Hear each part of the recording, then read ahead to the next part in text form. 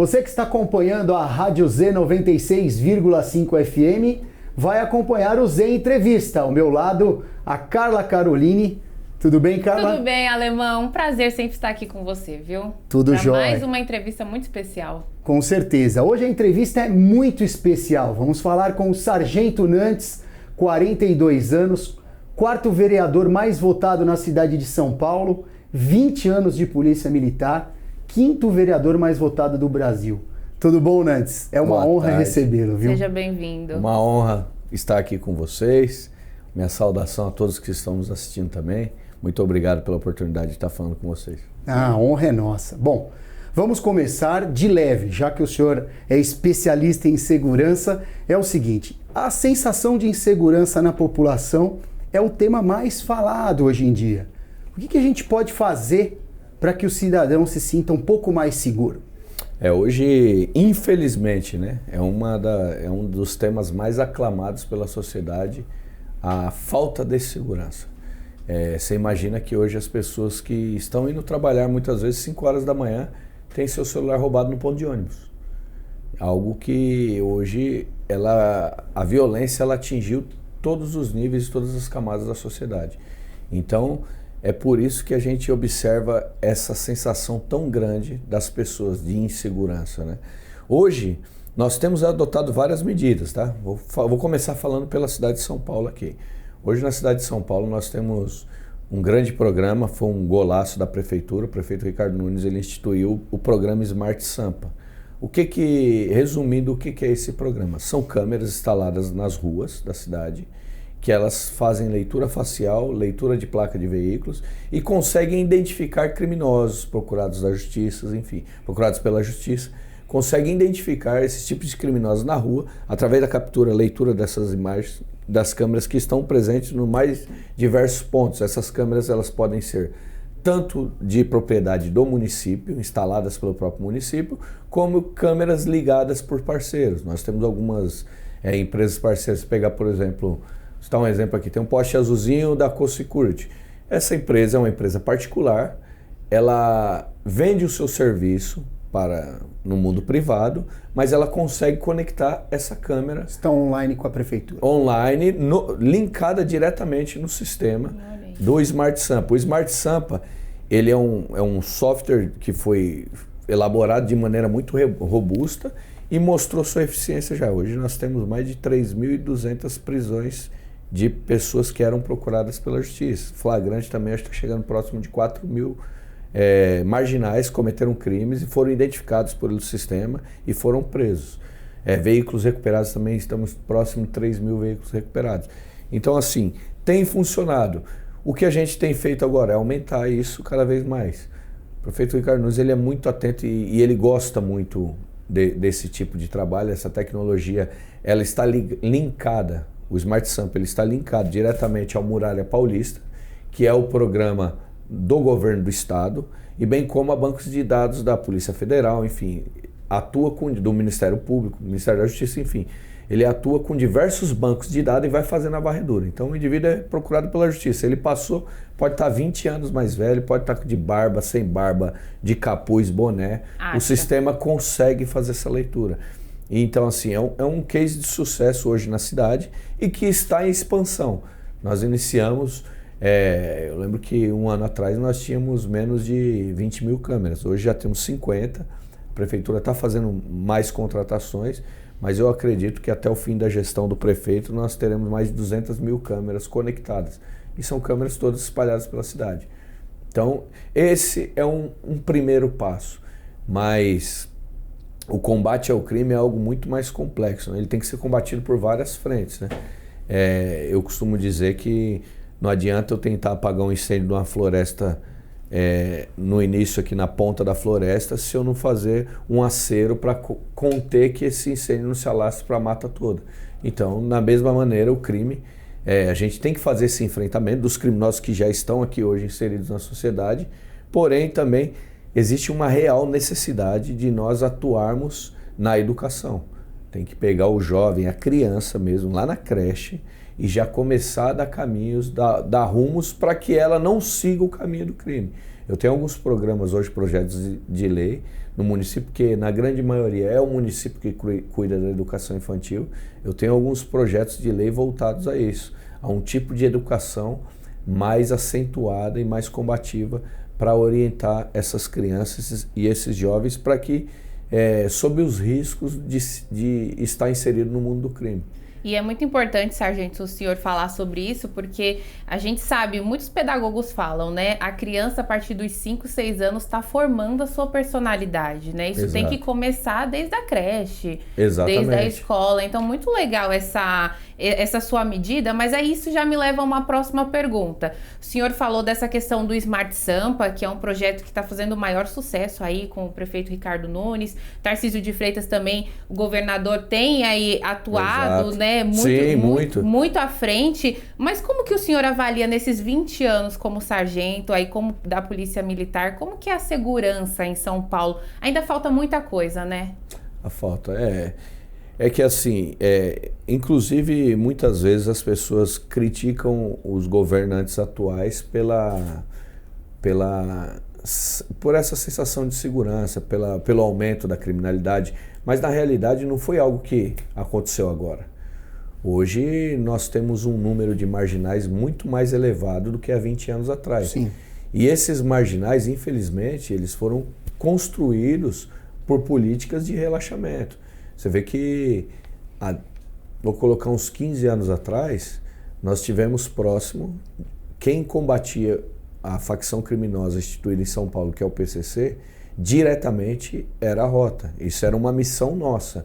E nós quase chegamos a extinguir o PCC.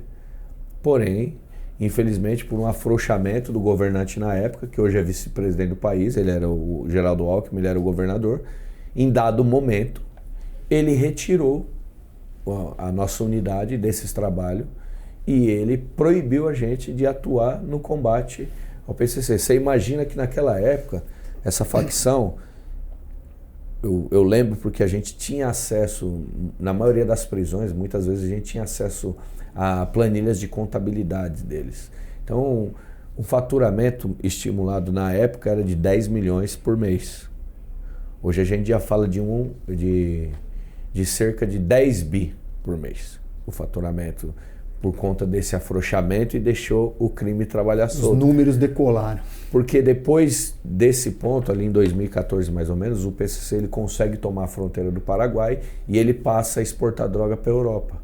Então você vê que o que era ali algo que estava muito próximo de nós conseguirmos exterminar de uma vez, por um erro, né, por uma atitude de um governante errada, de tirar quem estava combatendo de verdade, tirar das investigações, tirar da atuação, nós estamos pagando caro hoje, porque o que era a princípio um protótipo de monstro se tornou um grande monstro e de grande incômodo hoje, porque quando a gente fala que uma organização criminosa ela tem um poder monetário tão alto, ela começa a interferir nas instituições, ela começa a ter poder de corromper agentes, ela começa a ter poder de formar novos agentes, e isso eu falo em todos os cenários públicos. Vamos falar, ela consegue inserir agentes no executivo, no judiciário, no legislativo. Hoje, e eu estou falando algo que é público, toda hora você vê uma matéria no jornal falando que determinada cidade tem políticos ligados ao PCC, investigações apontam.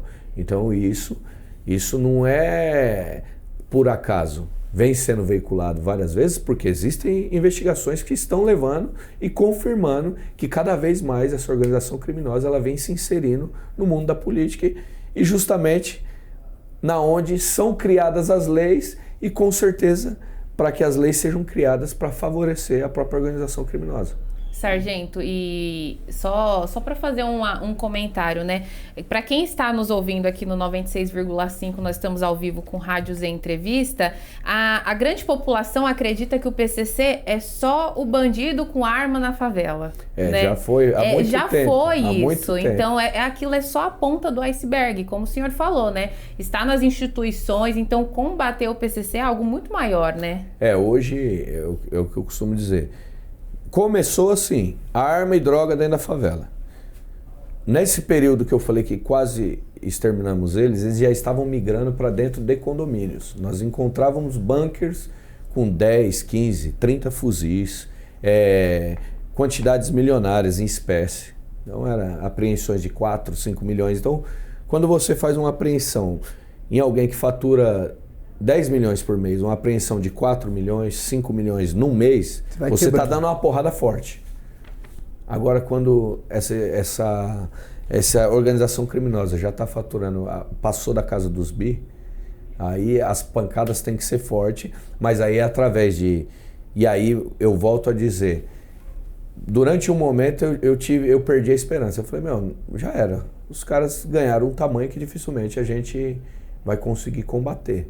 Porém, a gente vê que tivemos operações na gestão do governador Tarcísio, o DERIT, à frente da Secretaria de Segurança Pública, liderou muito bem, com maneira inteligente, e juntamente com investigações do Ministério Público, e derrubou na Faria Lima, a gente sabe, aquela operação de lavagem de dinheiro em postos de gasolinas e nas fintechs que tem um cálculo estimado de 60 bi que foi apreendido.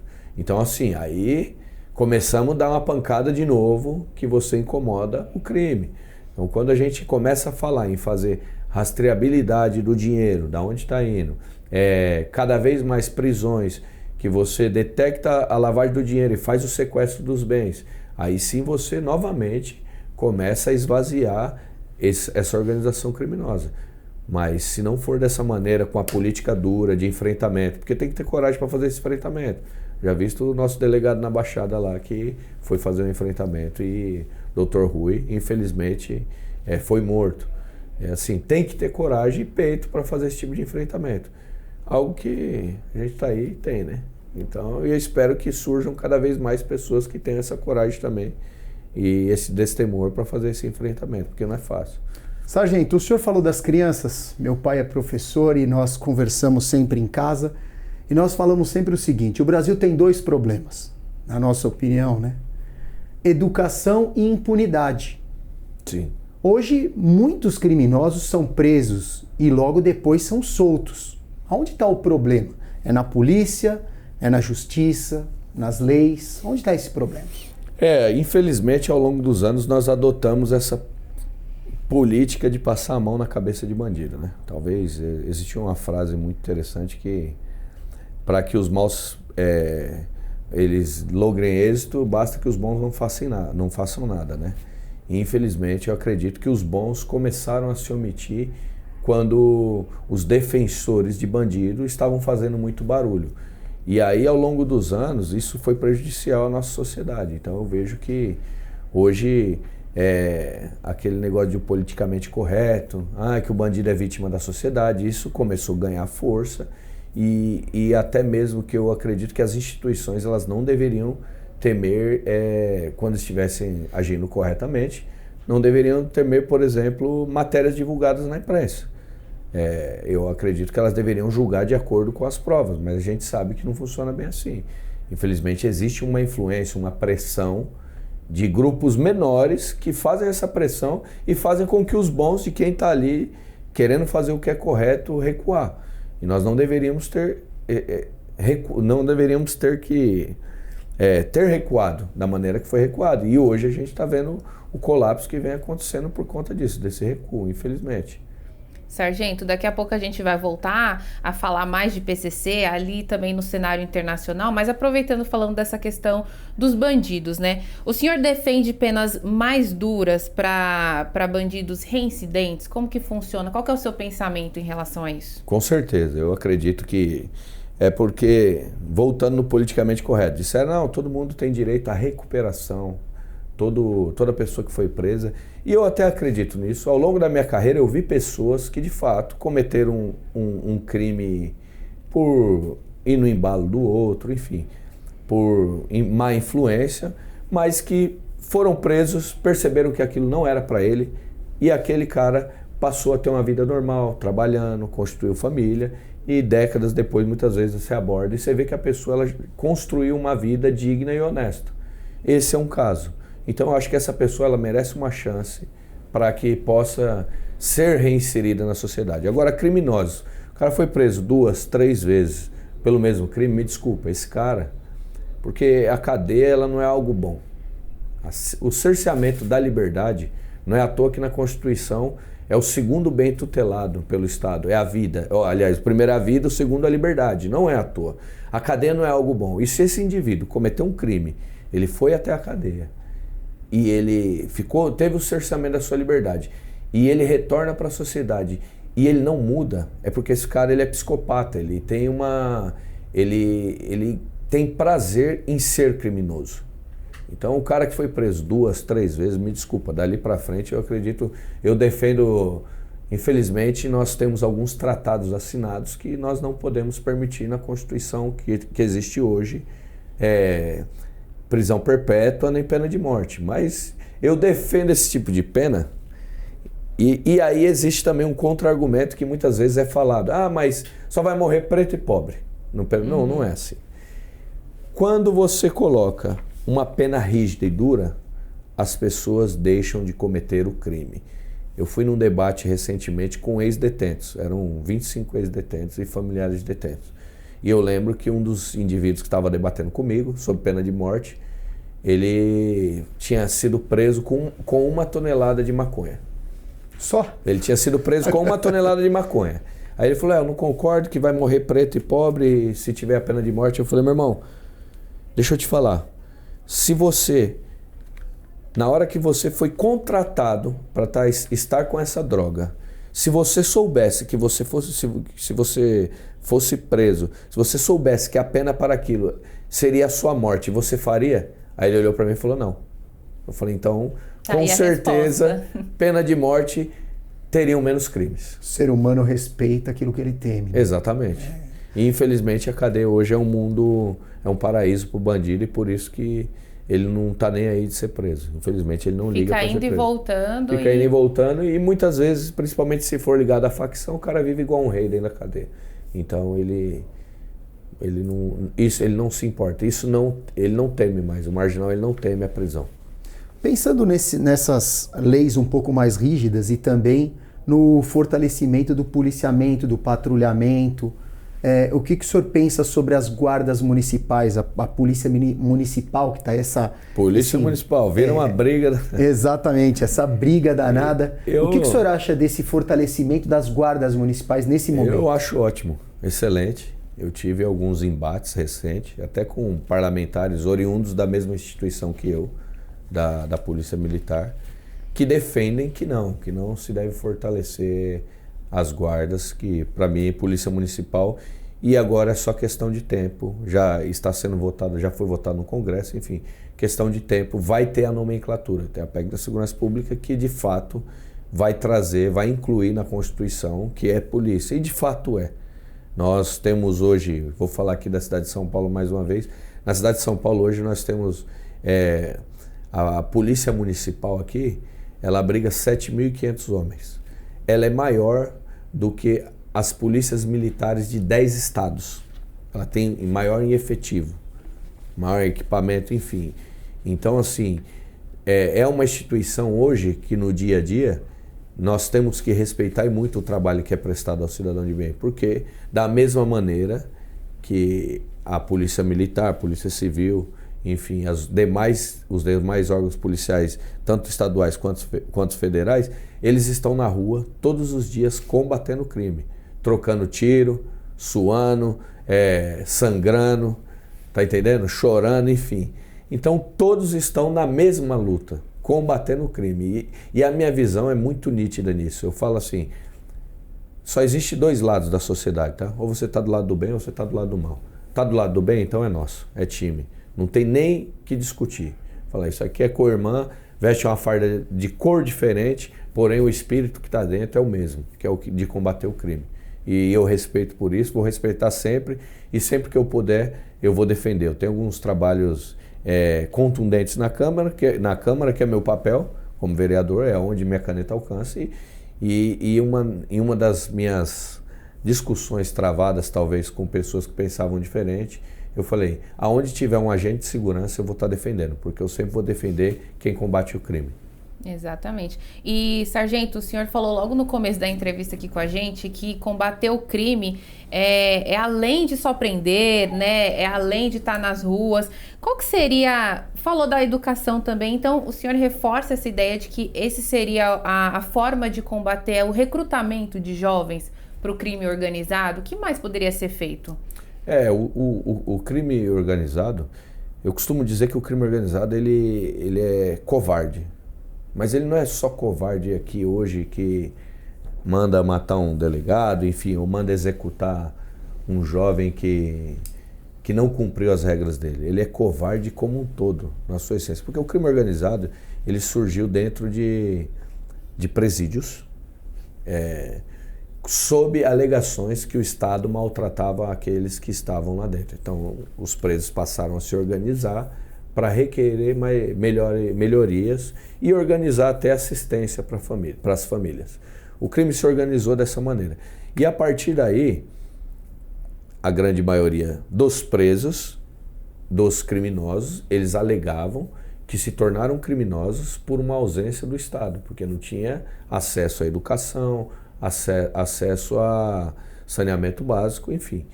E a partir daí, você vê que o crime, ele, ao longo dos anos, ele se torna uma empresa, mesmo que legal, mas se torna no formato de uma empresa bilionária, multibilionária, e aí ele passa a lavar dinheiro. E ele passa a lavar dinheiro, e ele lava dinheiro em perfumaria, em empresas de chocolate, em bancos, postos de gasolina. Mas eu nunca vi o crime organizado lavar dinheiro numa escola. Já que não era essa a dor, eles não alegavam que isso os levou a serem inseridos no mundo do crime, por que agora não pega o jovem, em vez de dar um fuzil na mão do moleque e falar assim, ó, você vai ficar olhando, vai ficar na contenção para a polícia não subir? Por que em vez de dar um fuzil, dá uma caneta na mão do jovem e fala, você vai ser engenheiro, você vai ser médico.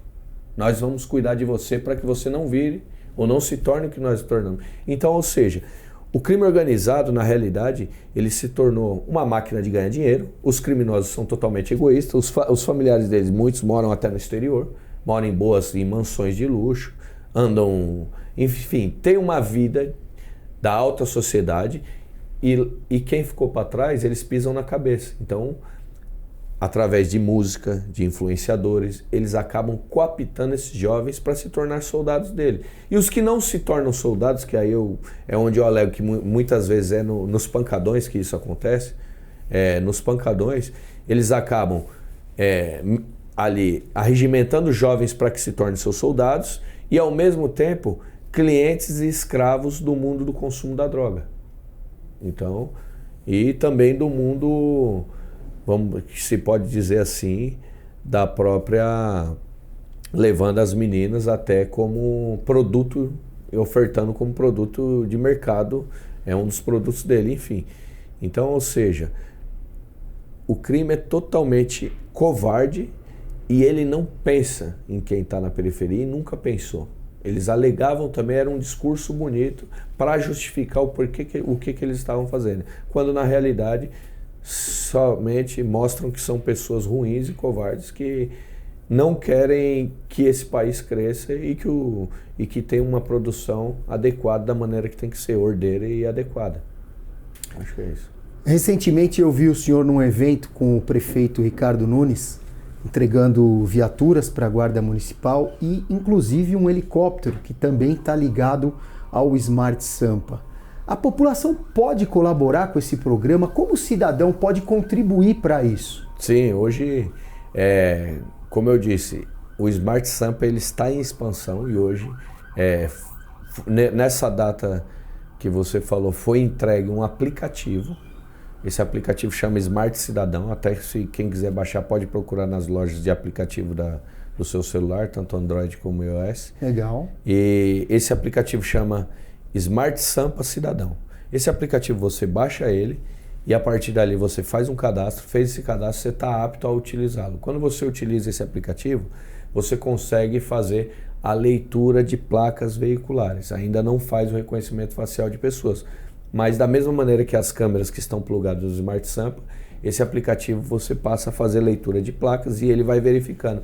E se ele detectar um veículo produto de roubo ou furto, enfim, ou veículo utilizado para cometimento de crimes, é disparado um alerta na hora para a central do Smart Sampa e essa central aciona a viatura mais próxima para encostar até o local. É importante de frisar para as pessoas que a partir do momento que ela... Porque acende na tela um alerta do aplicativo. A partir do momento que ela identificou que esse veículo ele é produto de ilícito, que ela não se aproxime mais, porque já foi disparado um alerta e já enviado a localização para a central. Então ele não precisa fazer mais nada. Então o cidadão baixa o aplicativo, né? Vamos ser bem didático aqui para o nosso ouvinte. Sim. O cidadão baixa o aplicativo no seu store, ali no seu smartphone.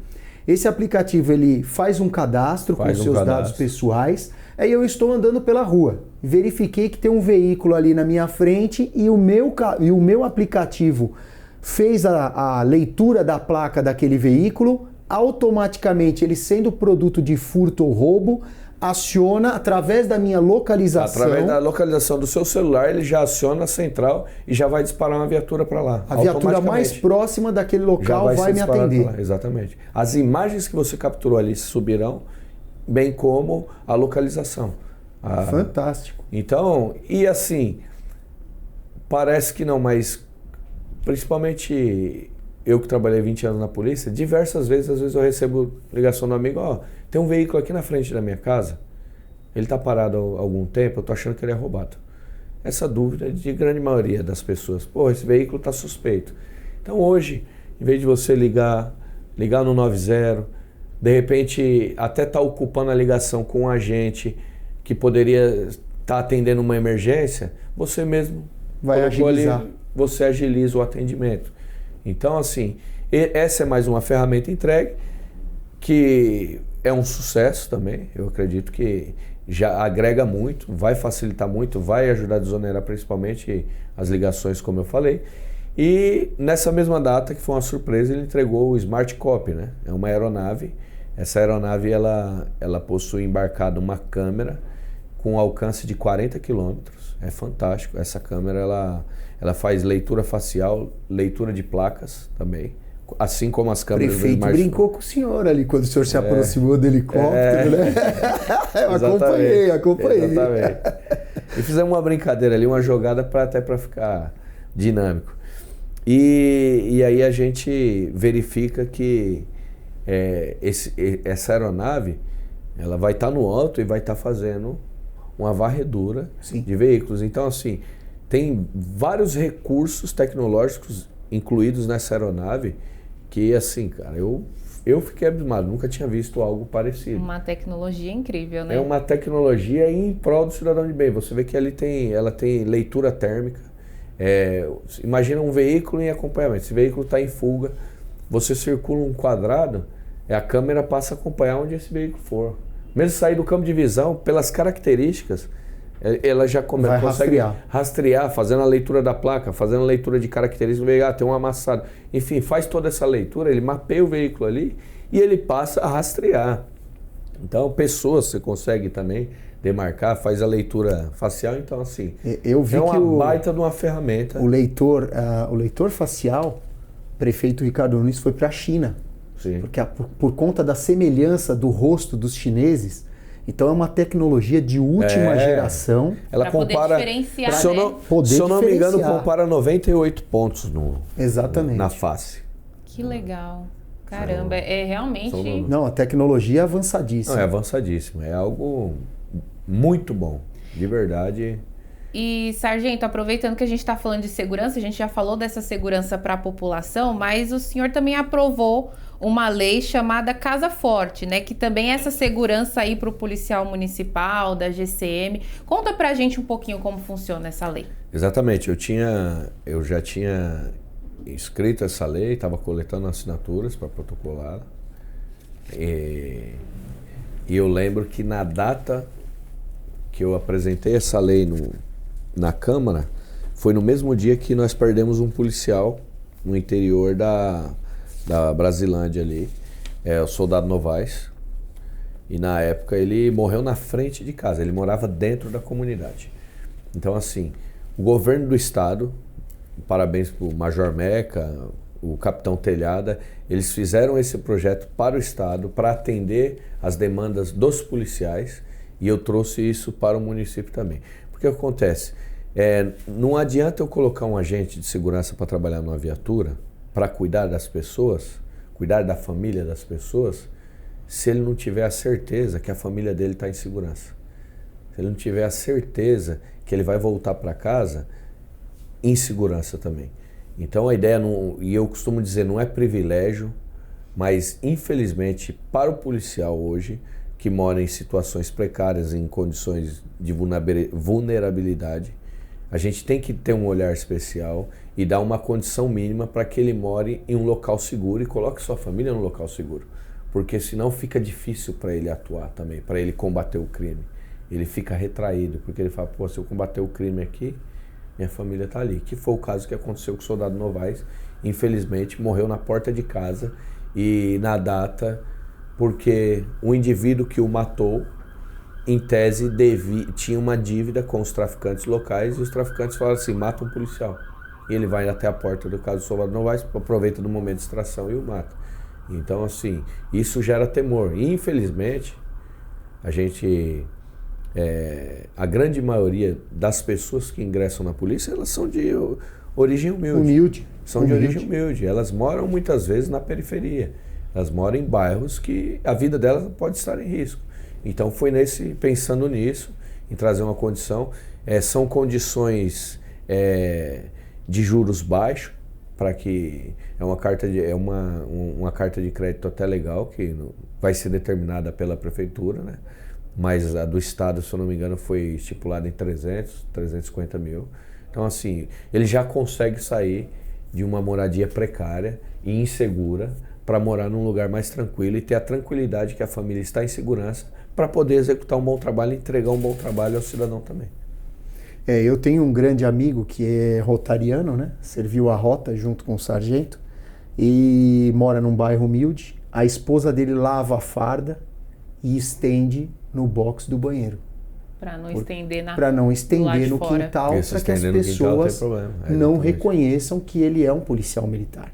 E o policial militar é um cidadão digno. Ele trabalha, ele defende a sociedade e ele precisa ter o mínimo de condições para poder viver com a sua família, ir e retornar do seu trabalho. Como o sargento bem frisou, ele tem que ter a segurança de sair, servir a população e poder voltar com a certeza que a sua esposa e seu filho estão em segurança na sua casa. E nós tivemos um caso recente de uma policial municipal também, ela novinha, estava grávida, deixou uma filha e ela foi morta. E ela morava também em comunidade. Então, a ideia desse projeto é justamente, da mesma maneira que foi concedido no estado, a gente conceder aqui no município para os agentes de segurança terem condições de morar num lugar mais seguro. O senhor gosta de polêmica? Vambora. Momento. Atualmente, acho que o cara mais Gostar, a gente encara, né, sargento? Exatamente. Encara. Atualmente, sargento, o cara mais polêmico aí é o Donald Trump, presidente. Donald Trump. E ele classificou aí PCC, Comando Vermelho, grandes organizações criminosas brasileiras, como organizações terroristas. Eu queria que o senhor me falasse um pouquinho da sua posição. O senhor concorda com essa classificação? Claro, totalmente. Porque assim, quando a gente vai falar de classificar grupos terroristas, a gente tem que entender primeiro quem classificou foi ele e por que ele classificou. Então, primeiro a gente tem que entender o que é terrorismo, qual que é a história do terrorismo no nosso país, enfim, para a gente poder fazer uma análise mais profunda. Eu vi muitas reclamações, vou dizer assim, na imprensa principalmente, rasas, dizendo que estava ferindo a soberania nacional. Aí a gente, infelizmente, tem que ver um presidente da República falar nossos bandidos Peraí, como se fosse o bicho de estimação dele. Não, peraí, não mexe com meu filho, enfim. Mas a gente tem que entender como que foi definido o terrorismo, como que os Estados Unidos define terrorismo. Vamos lá, primeiro, eu vou falar, antes de falar dos Estados Unidos, vamos falar da ONU. Como que é a ONU?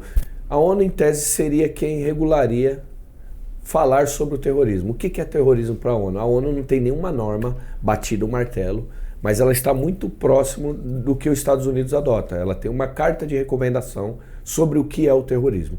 O terrorismo são grupos armados, violentos, que de um certo modo tentam influenciar principalmente ou gerenciar um governo local.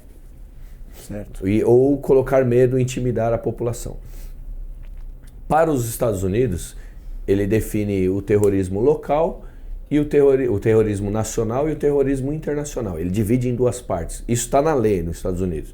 Então, nos Estados Unidos, por exemplo, nessa divisão do terrorismo internacional, ele fala: terrorismo é atos violentos ou perigosos à vida humana que violam leis penais e parecem ter a intenção de intimidar uma população, coagir civis ou influenciar a política de um governo.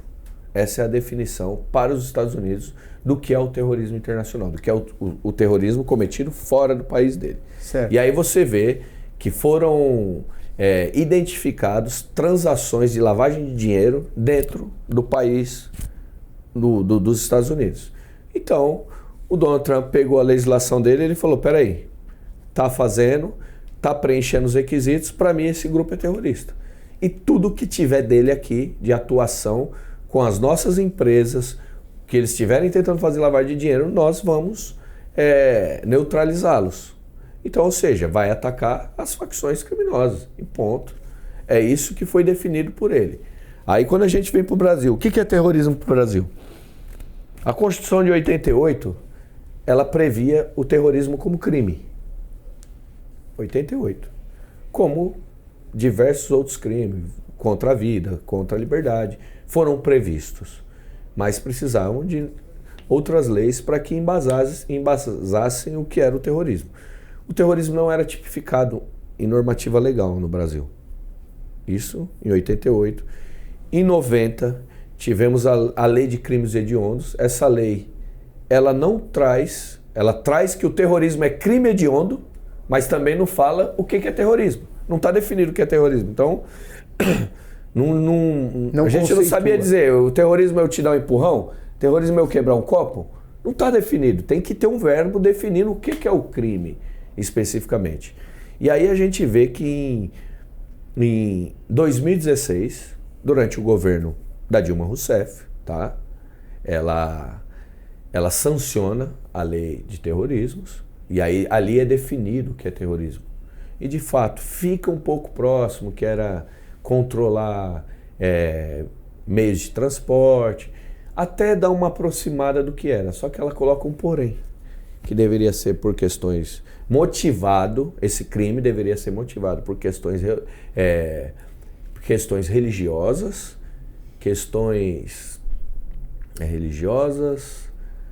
enfim, ela traz 3 pautas ali, ou com discriminação de cor ou raça, ou por xenofobia, se eu não me engano. Uhum. Ela traz esses 3 que matou a lei. Então, ou seja, mas por que isso?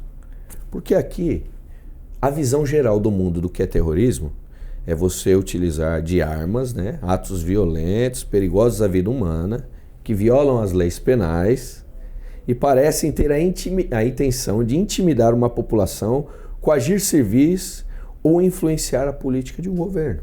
Tá? Essa é a visão ótica do mundo, a grande maioria, do que é o terrorismo.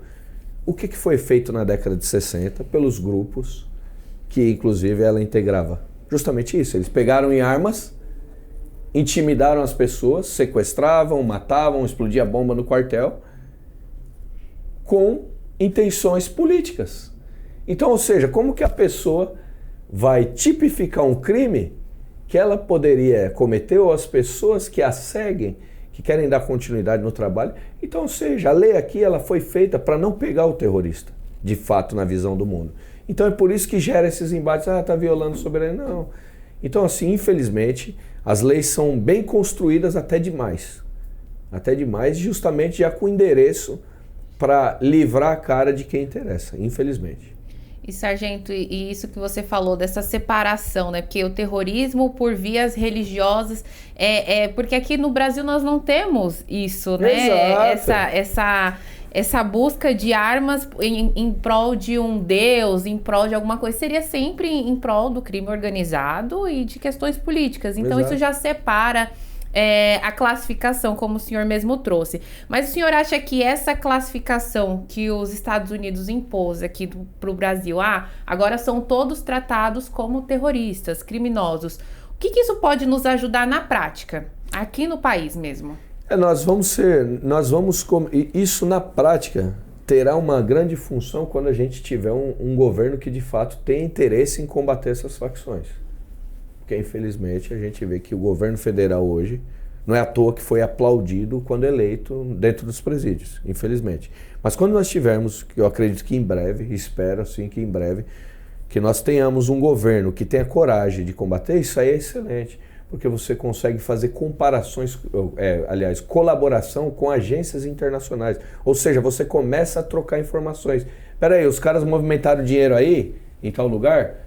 Então, movimentaram aqui também, saiu daqui, foi aí. Enfim, você começa a criar uma rastreabilidade dos passos dos criminosos pelo mundo. Porque hoje é certo que a facção criminosa brasileira está em 28 países, pelo menos. Então, ou seja, está andando pelo mundo. Já é internacional. Já é internacional. Então, assim, aí você começa a fazer um convênio com agências e trocar informações. Espera aí, o que eles fizeram no seu país? Fizeram isso. Fez isso. E aí você começa a montar um quebra-cabeça para justamente pegar os caras e conseguir travar. Porque senão você não para esse monstro. Essa facção que o senhor se refere é o PCC. PCC. Já está presente em 28 países. Isso, a inteligência da polícia isso já é amplamente divulgado, comprovado. E aí nisso a gente pode incluir o PCC, Comando Vermelho, também do Rio de Janeiro, né? Eu estive em Portugal, essa expansão internacional, o PCC ele conseguiu ganhar mais. O PCC teve um momento que você falou até sobre armas, o PCC eu costumo dizer que ele foi mais sorrateiro e mais inteligente talvez que o Comando Vermelho. O Comando Vermelho ainda vive naquela guerra, pega morro, toma morro, enfim, espalhou pelo Nordeste do país. Aquele crime mais violento, ainda pega muito em arma. O PCC ele foi migrando. Mais sofisticado. Ele vai abandonando um pouco das armas e ele começa a se inserir talvez num crime mais tranquilo, em tese mais leve. Ele começa a se inserir no mundo do investimento, enfim, em empresas lícitas. Ele começa a lavar esse dinheiro de uma maneira talvez mais inteligente. Agora lá, eu analiso que o Comando Vermelho ele é uma organização criminosa ainda muito violenta. Ela prima pela violência. Hoje eu já vejo que o PCC, ele, embora ainda exista, mas ele já começa a meio que querer sair de cena da violência. E o que o Brasil pode fazer para enfraquecer essas facções financeiramente? Porque nós estamos falando de um monstro, como o senhor falou.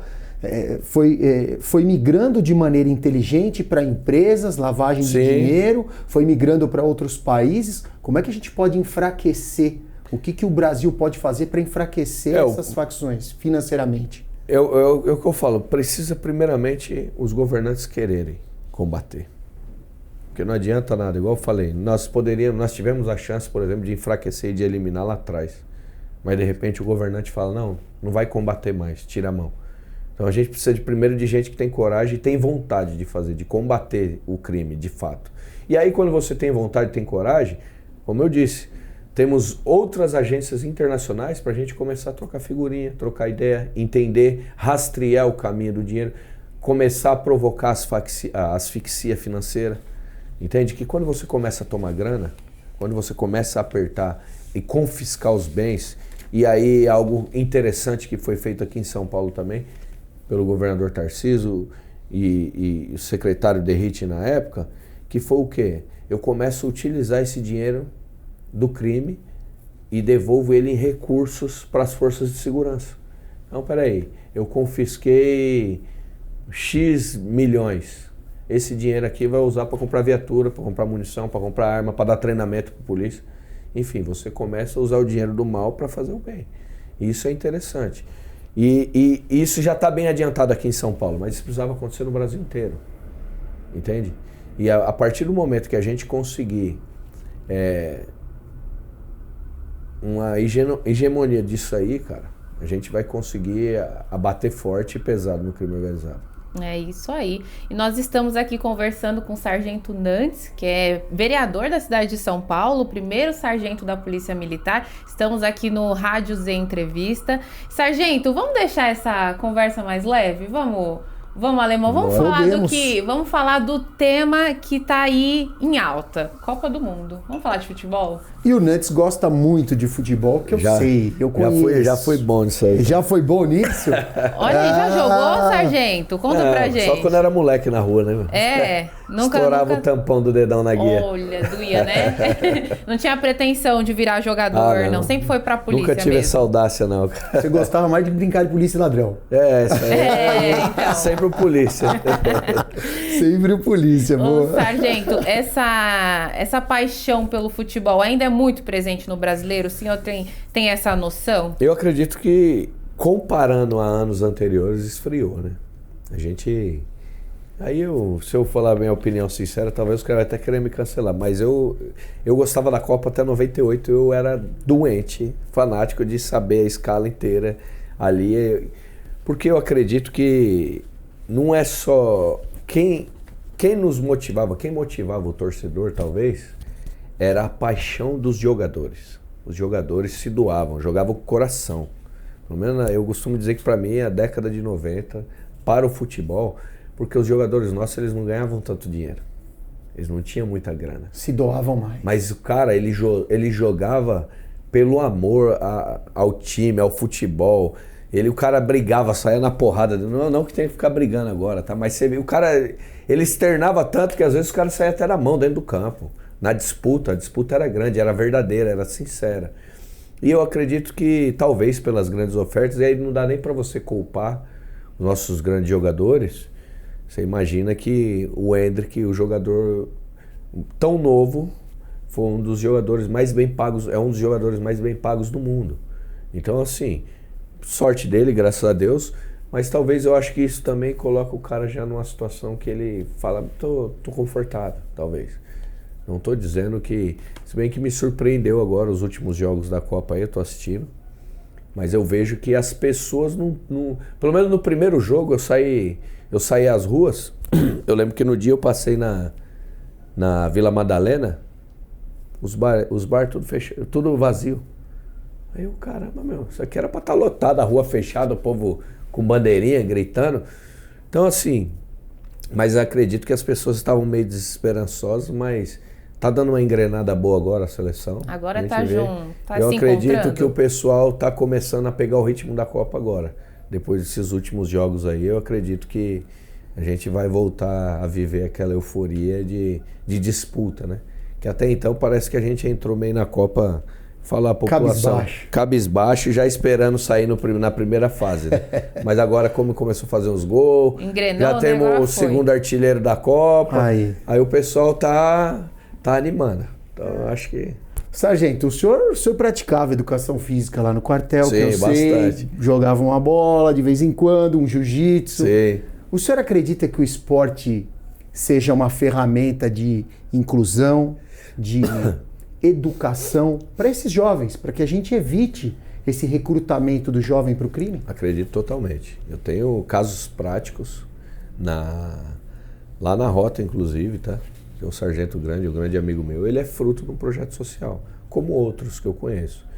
Ele falou assim, o que mudou minha vida foi um policial que dava aula de artes marciais dentro da escola, quando eu era criança, eu tinha 10 anos de idade, e ele se tornou um policial, um excelente policial, por sinal. Esse é um dos casos, né? Eu tenho vários exemplos de pessoas que mudaram o rumo da vida através do esporte. E assim, e tá mais que provado, né? Você vê que os países de primeiro mundo, os países bem-sucedidos, os países que produzem muito, eles investem muito no esporte. É só você pegar quem são os maiores medalhistas de Olimpíadas. São as grandes potências do mundo. Então, se eles têm grandes atletas, é um sinal que eles investem muito no esporte, senão não os teriam. Então eu acredito que esse é um dos caminhos, mas infelizmente eu procuro investir muito. Você vê que boa parte dos recursos das emendas que eu recebo eu procuro investir, porque eu penso lá naquele garotinho, frequentemente eu vou lá visitar um projeto social do futebol, falo assim, cara, aquele garotinho que saiu, estava tarde na rua, não ia ficar na rua o dia inteiro pensando besteira, ele vai para lá, ele come um lanche, ele joga uma bola, ele aprende algo de bom, que talvez ele leve para a vida. Então, assim, através desses projetos a gente consegue ir tirando da mão do crime esse garoto que poderia ser um potencial criminoso. Infelizmente, e até por falta, isso sim eu falo que muitas vezes, por falta de oportunidade ou conhecimento ou de um exemplo local.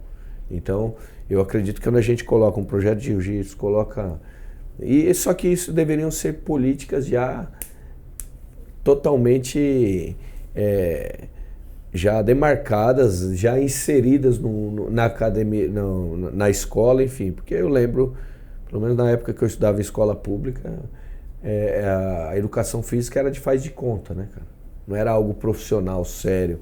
Não tinha nem bola, não tinha nem recurso para você praticar o esporte. Então você vê que países sérios, Alemanha, China, eles já pegam um molequinho de 4, 5 anos, já analisa o biotipo dele, já fala, não, você vai ser atleta disso, você vai ser nadador, você vai ser do vôlei, você vai ser do futebol. Já começa a desenhar e coloca cada um no ponto correto, aonde vai ter maior afinidade com o esporte.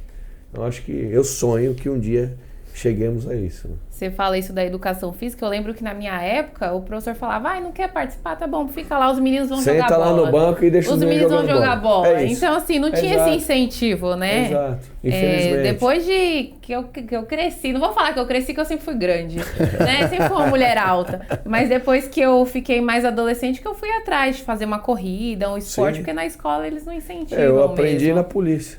Aí, esporte. Eu aprendi a praticar um esporte na polícia, porque, assim, futebol sempre fui ruim, pra caramba. Então, eu jogava muito, mas em quantidade, não em qualidade. Eu jogava muito. Tempo de jogo, né? Tempo de jogo, eu ficava o dia inteiro na rua jogando, então eu jogava muito, cara.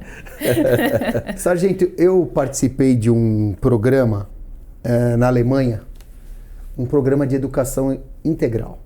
A criança ficava de manhã na escola, à tarde ela fazia educação física na ACM, Associação Cristã de Moços, que é presente aqui em São Paulo. Sim. E à noite ela fazia um curso técnico. Isso na Alemanha? Isso na Alemanha. Legal. Grandes empresas alemãs, Wirth, Bosch, Siemens, sim. Em parceria com o governo alemão, bancavam esse projeto de integração de escola integral. Isso é excelente. A Alemanha acabou com as crianças de rua. Não tem Eu participei desse projeto, eu fui dar aula de futebol e aula de esportes em geral, mas eu fiquei mais com o futebol e o basquete. O senhor acredita num projeto de educação integral aliado ao esporte aqui no Brasil? Acredito. Muito. Seria possível fazer isso? É o que eu falo. Sargento. Temos que ter governantes que acreditem e que tenham coragem de fazer isso, cara. Porque não tem um investimento maior